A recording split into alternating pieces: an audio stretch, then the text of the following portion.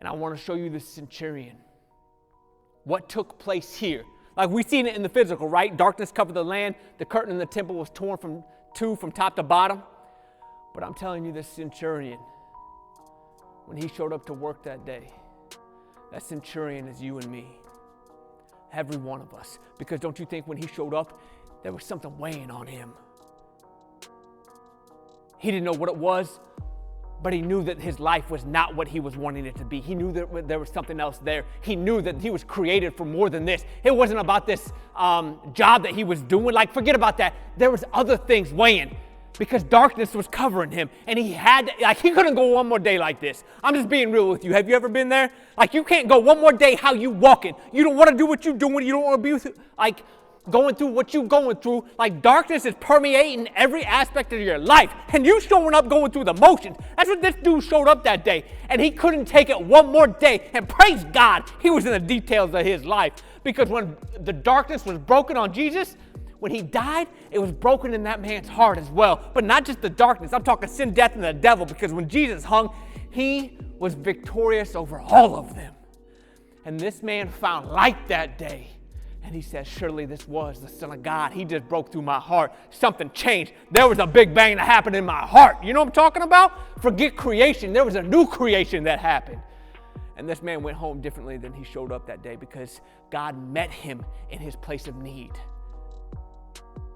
And I'm telling you, it's the same for us. God ain't done being a new creator. He is still birthing new creations day in and day out. How I know? Because he got me 15 years ago.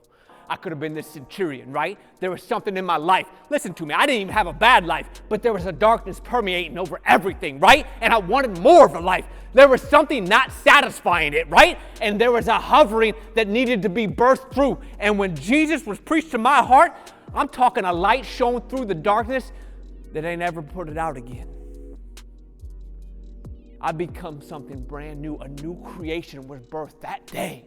And when I believed and cried out life in Jesus, I ain't ever walked back.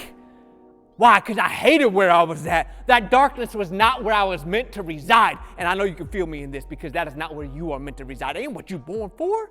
I'm telling you, God created you for more than that. And I'm telling you, the proof is in the pudding. Jesus showed up to give you a new life. Not just life to the full. Why? Because the devil's been stealing, killing, and destroying your life far too long. And you were meant for more than that. He saw you there. He sees you now in that darkness, in that place of need that you can't keep going like you're going.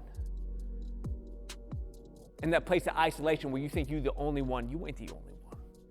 I promise you.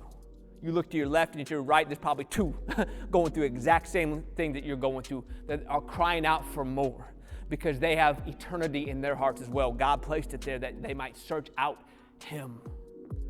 Because they weren't born to be raised in the dark. They were born to be raised up in the light.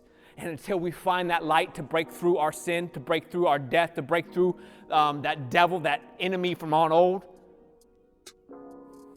we are never going to have contentment or satisfaction. We're never going to have that change of life that we are so longing for.